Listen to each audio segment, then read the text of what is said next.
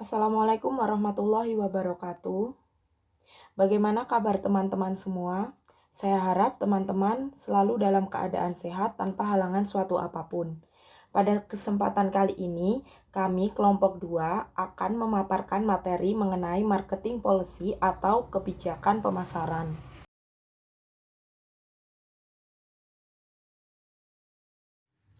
Sebelum kita masuk ke materi, perkenankanlah saya mengenalkan anggota dari kelompok 2. Yang pertama ada Amirul Dwi Hasti, Leni Anjarwati, Zulfa Hanifah, Syakina Arunda Salsabila, dan yang terakhir ada Ailin Mulyawati. Dalam marketing policy atau kebijakan pemasaran ini, kami akan membahas 7 pokok bahasan.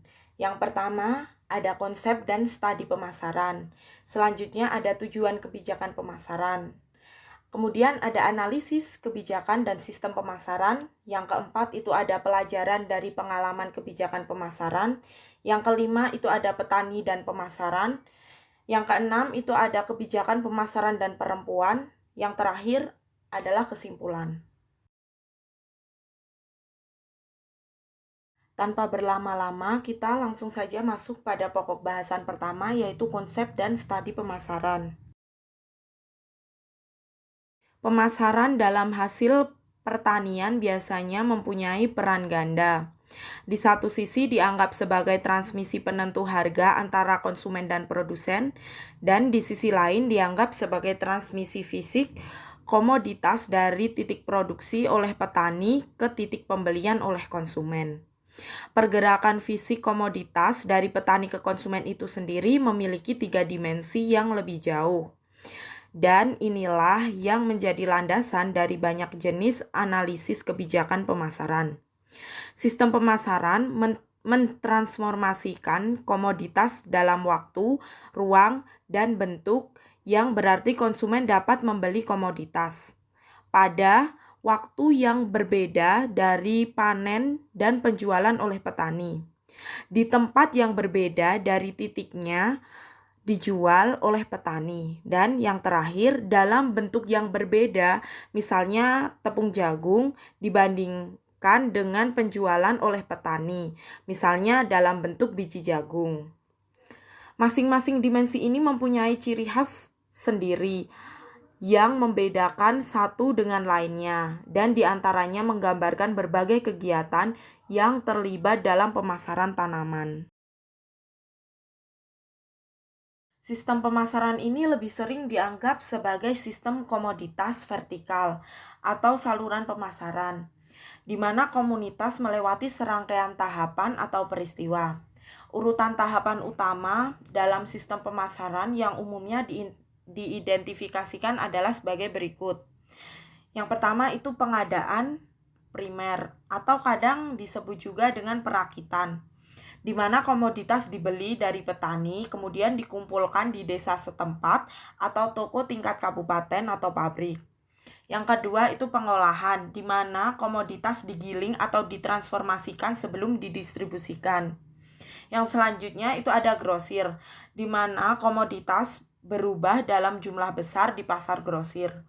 Dan selanjutnya itu eceran, di mana komoditas tersebut dijual ke konsumen langsung. Yang terakhir, di mana suatu komoditas ditujukan langsung untuk ekspor. Pada tahap ekspor ini menggantikan tahap grosir. Berikut adalah 3 hal yang perlu ditekankan dalam pemasaran.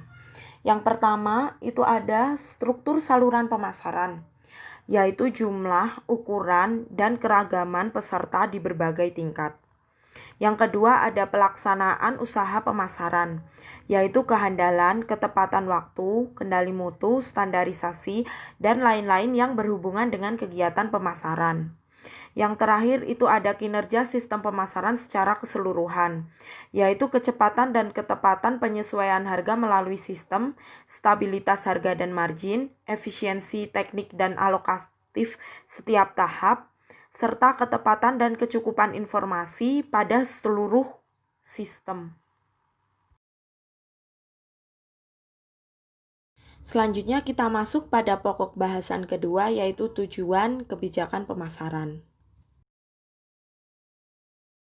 Tujuan intervensi pemerintah dalam pemasaran pertanian berkaitan erat dengan persepsi tentang struktur, perilaku, dan kinerja saluran pemasaran swasta. Yang tak kalah penting adalah hubungan antara intervensi pemasaran dan tujuan yang lain, khususnya yaitu kebijakan harga. Ada pandangan bahwa pedagang swasta dapat mengeksploitasi petani atau konsumen dengan menggunakan kekuatan monopolinya, dan hal ini yang selalu dijadikan alasan untuk intervensi pemasaran. Yang selanjutnya yaitu ada 5 tujuan yang paling umum diajukan untuk kebijakan pemasaran pemerintah. Yang pertama ada untuk melindungi petani atau konsumen dari pedagang parasit. Inilah alasan kuno untuk intervensi pemasaran berdasarkan gagasan bahwa perantara dapat mengambil keuntungan monopoli dari posisi mereka antara produsen yang terpencar dan kurang informasi di satu sisi dan konsumen yang tertawan di sisi lain. Tujuan yang kedua ada untuk menstabilkan atau meningkatkan harga di tingkat petani. Kebijakan harga keluaran yang dirancang untuk menstabilkan atau menaikkan harga produsen mungkin memerlukan intervensi pemasaran negara untuk mencapai tujuannya. Hal ini tentunya berlaku untuk harga produsen tetap yang hanya bisa diterapkan jika semua produk yang dipasarkan dijual melalui jalur yang sama. Yang selanjutnya ada tujuan untuk mengurangi margin pasar. Negara dapat melakukan intervensi secara khusus untuk mempersempit kesenjangan antara harga, konsumen, dan produsen. Ada berbagai instrumen yang tersedia untuk tujuan ini seperti yang akan kita lihat sebentar lagi. Mengurangi ukuran margin pemasaran bruto mungkin merupakan bagian dari upaya menaikkan harga produsen dengan meningkatkan bagian produsen dari harga eceran atau ekspor tertentu, atau mungkin terkait dengan upaya menurunkan harga pangan perkotaan bagi konsumen. Tujuan yang keempat ada meningkatkan kualitas dan standar minimum. Tujuan umum dari intervensi pemasaran adalah untuk mencoba meningkatkan kualitas hasil pertanian, terutama untuk tanaman ekspor yang menghadap norma kualitas yang ketat di pasar internasional. Tujuan yang terakhir yaitu meningkatkan ketahanan pangan. Ketahanan pangan seringkali ditemukan sebagai alasan penting untuk intervensi pemasaran. Berasal dari alasan pertama di atas adalah gagasan bahwa pedagang swasta memanfaatkan kekurangan makanan yang baru jadi untuk membeli dan menimbun biji-bijian untuk tujuan spekulatif. Materi yang selanjutnya yaitu instrumen kebijakan pemasaran. Pemerintah negara berkembang telah menggunakan berbagai instrumen untuk mempengaruhi kerja saluran pemasaran pertanian. Ini berkisar dari upaya untuk mengganti saluran pribadi hampir seluruhnya oleh lembaga negara melalui keterlibatan sebagian badan negara, pedagang dan pengolah lisensi yang disetujui, dan fungsi regulasi minor yang memperhatikan standar kualitas penilaian dan kebersihan. Ada beberapa jenis intervensi. Yang pertama, ada parastatal monopoli. Kategori ini mencakup semua lembaga milik pemerintah yang mewakili suatu bentuk kontrol monopoli atas satu atau tahap lain dari sistem pemasaran. Yang kedua yaitu parastatal non-monopoli. Kategori ini mencakup berbagai lembaga berbeda yang menyediakan satu saluran tertentu, tetapi bukan saluran eksklusif di mana penjualan hasil panen oleh petani ditransfer ke konsumen. Untuk intervensi yang ketiga yaitu koperasi petani. Ini mungkin termasuk di antara intervensi pemasaran negara, tetapi sayangnya koperasi pemasaran agak jarang dirancang dan dijalankan oleh petani sendiri. Lebih umum mereka ditemukan oleh negara dan dikelola oleh orang yang ditunjuk oleh pemerintah.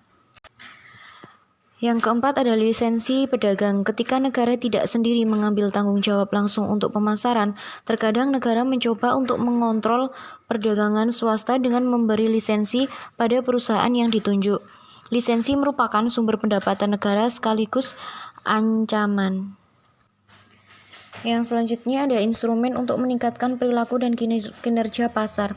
Ada 3 jenis instrumen yang berbeda dalam kategori intervensi ini. Yang pertama adalah penyediaan informasi yang ditingkatkan kepada peserta sistem pemasaran. Kedua adalah fungsi pengaturan dan menegakkan standar kualitas, bobot dan ukuran, serta peraturan kebersihan. Ketiga yaitu penyediaan fasilitas pemasaran seperti ruang lantai di kota dan desa untuk pasar eceran dan grosir, ruang lelang, alat tambang, dan sebagainya. Jenis intervensi yang terakhir yaitu instrumen untuk memperbaiki struktur pasar.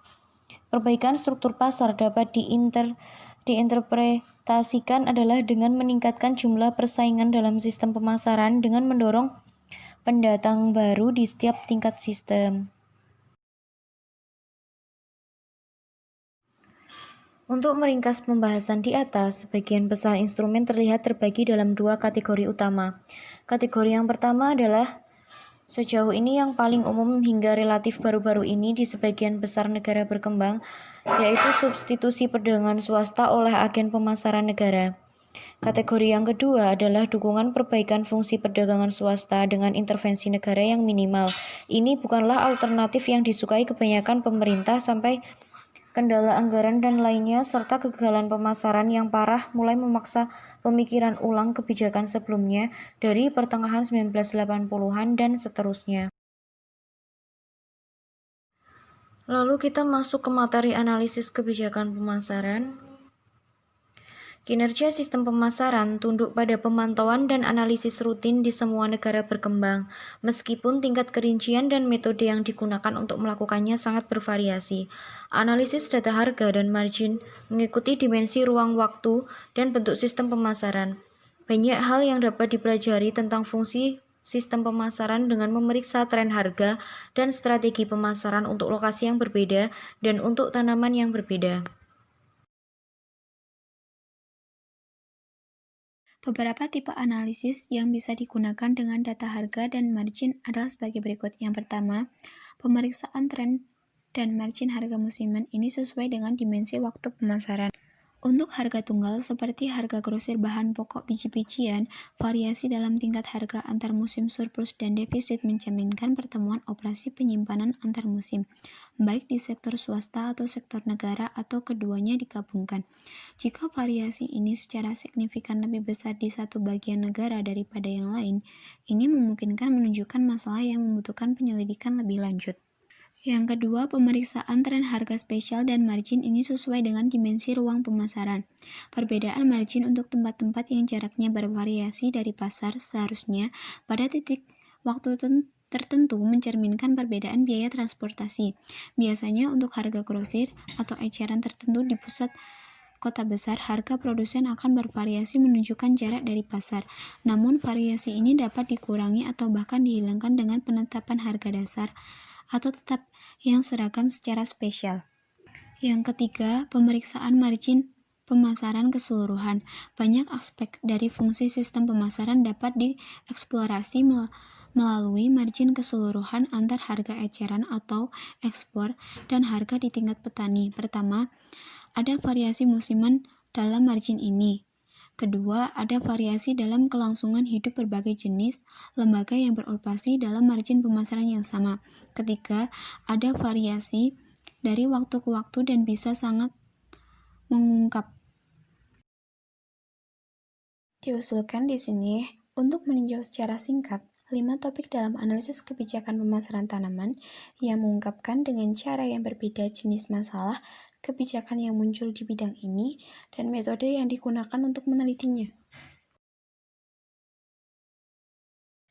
5 topik tersebut adalah: yang pertama, menganalisis dampak di tingkat petani dan tingkat harga eceran dari perubahan ukuran margin pemasaran. Yang kedua, meneliti dampak pajak ekspor terhadap harga eceran komoditas ekspor. Yang ketiga, mengukur derajat integrasi pemasaran, yaitu efisiensi sistem pemasaran dalam mentransmigrasikan harga antar konsumen dan produsen dalam ruang dan waktu. Yang keempat, memahami apa yang terjadi pada harga margin ketika terjadi pembalikan musim, aliran komoditas antar daerah perdesaan dan daerah perkotaan. Yang terakhir, menganalisis partisipasi swasta versus publik dan biaya antar penyimpanan musiman ketika negara melakukan operasi persediaan penyangga. Yang keempat, pelajaran dari pengalaman kebijakan. Terdapat banyak studi tentang sistem pemasaran di negara berkembang, termasuk perbandingan lintas negara Bank Dunia 1986b. 85-93, Ahmed dan Mustagi 1985, investigasi terperinci di wilayah tertentu, Lele 1971, Jones 1972, dan studi kasus negara misalnya tentang Indonesia, Amir 1981, Timur 1974, tentang Grana, Southward et al. 1979 tentang Tanzania, Ellis 1983A, 1988B tentang Bangladesh, Crow 1989. Ada juga beberapa koleksi yang diedit di papan pemasaran dan parastatal, Arhin et al. 1985, Horst 1979, dan beberapa artikel tentang privatisasi sistem pemasaran dalam Christensen 1989. Hal ini berguna untuk membedakan masalah yang khusus untuk agen pemasaran parastatal dari pelajaran lain yang dapat diturunkan dari pengalaman intervensi pemasaran di negara berkembang. Parastatal pemasaran ada dalam suatu samaran atau lainnya di hampir semua negara berkembang. Mereka cenderung menunjukkan ciri-ciri tertentu yang sama dan oleh karena itu cenderung rentan terhadap jenis kelemahan yang serupa di kebanyakan negara.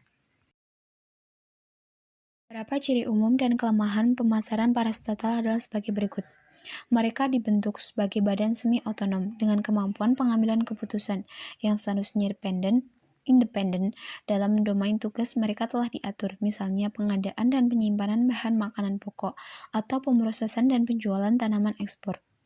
Namun, dalam praktiknya, keputusan independen jarang diizinkan, karena manajer senior biasanya ditunjuk secara politik dan keputusan internal didominasi oleh kebijaksanaan politik. Yang kedua, mereka sering beroperasi dalam batas yang ditentukan oleh kebijakan pemerintah yang lebih luas, misalnya harga di tingkat petani dan harga eceran yang menentukan margin di mana mereka harus beroperasi, atau kebijakan nilai tukar yang menentukan mata uang domestik yang setara dengan harga pasar dunia. Kendala-kendala ini dengan sendirinya dapat memastikan tidak dapat bertahannya perusahaan, terutama jika kerugian atau subsidi yang dipaksakan tidak dapat diganti secara memindai oleh pemerintah pusat.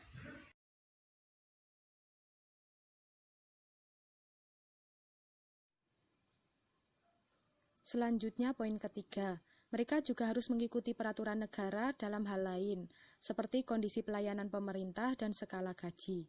Dan hal ini jarang mendorong semangat dinamisme. Mereka lebih cenderung membangkitkan semangat suplementasi pendapatan dengan menyalahgunakan kekuasaan jabatan. Parastatal pemasaran telah membuktikan diri mereka rentan terhadap kelebihan staf, penyalahgunaan dana, praktik akuntansi yang meragukan, dan banyak cacat serupa. Poin keempat, mereka seringkali rentan terhadap biaya overhead yang jauh lebih tinggi daripada yang akan dikeluarkan oleh pedagang swasta yang melakukan fungsi pemasaran yang sama. Ini mungkin terjadi karena kewajiban hukum untuk menyediakan layanan yang sama di banyak lokasi berbeda terlepas dari biaya yang dikeluarkan.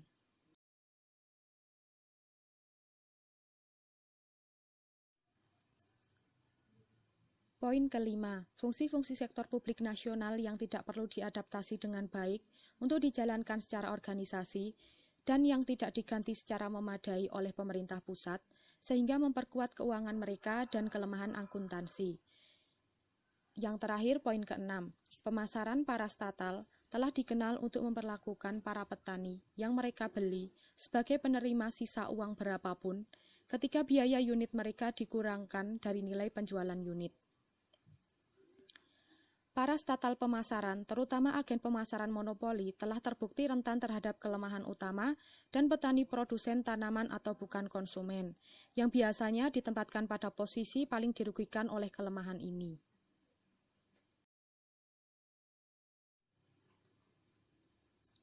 Pengalaman negara berkembang dalam intervensi pemasaran tanaman memiliki pelajaran lain selain yang terkait dengan Dewan Pemasaran atau Parastatal Tanaman, yaitu sebagai berikut.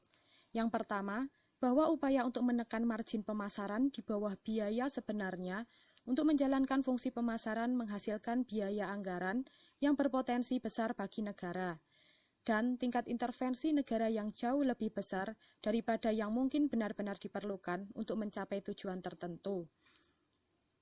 Yang kedua, kebijakan pemasaran yang salah diterapkan sehubungan dengan produsen harga dan margin pemasaran menghasilkan pasar paralel, yang pada awalnya mengalahkan apapun tujuan kontrol negara. Dan yang terakhir, Lisensi pedagang menyebabkan penghalang buatan untuk masuk ke pemasaran, mengurangi persaingan, dan selalu terkait dengan korupsi, yang menyebabkan biaya lisensi bagi pedagang jauh lebih tinggi daripada biaya resmi.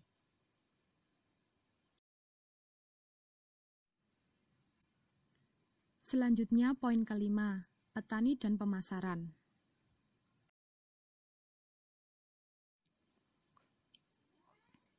Hal yang umum untuk membuat perbedaan yang cukup tajam antara aktivitas produksi dan aktivitas pemasaran.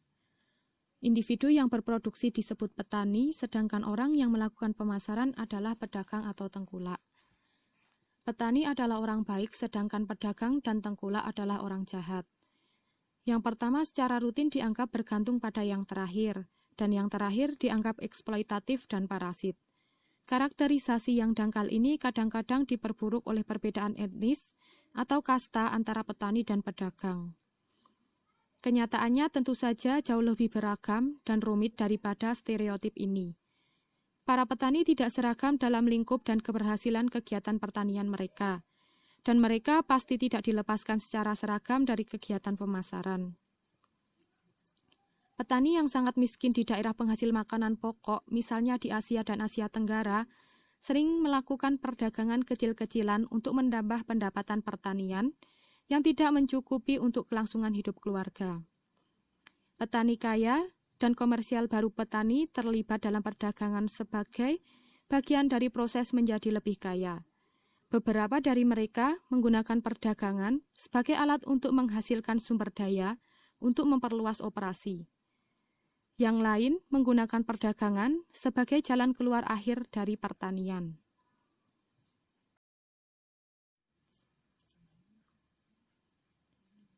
Beberapa poin peringatan tentang petani, pasar, dan kebijakan pemasaran muncul dari pertimbangan tersebut.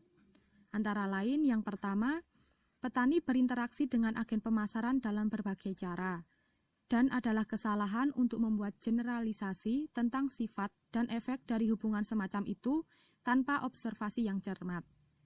Yang kedua, apakah petani atau subkumpulan petani tertentu dieksploitasi oleh tengkulak merupakan masalah empiris yang tidak dapat ditentukan oleh logika deduktif abstrak, dan yang dalam prakteknya sangat rumit untuk diteliti.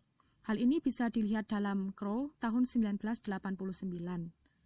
Yang ketiga, jika eksploitasi terbukti ada, maka sama sekali tidak jelas bahwa penggantian total swasta oleh saluran perdagangan negara adalah metode jangka panjang terbaik untuk memecahkan masalah.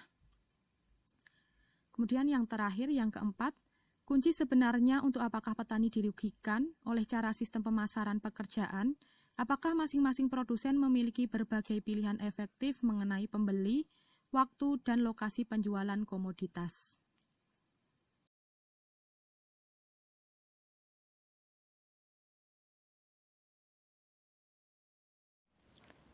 Selanjutnya, poin ke-6, kebijakan pemasaran dan wanita.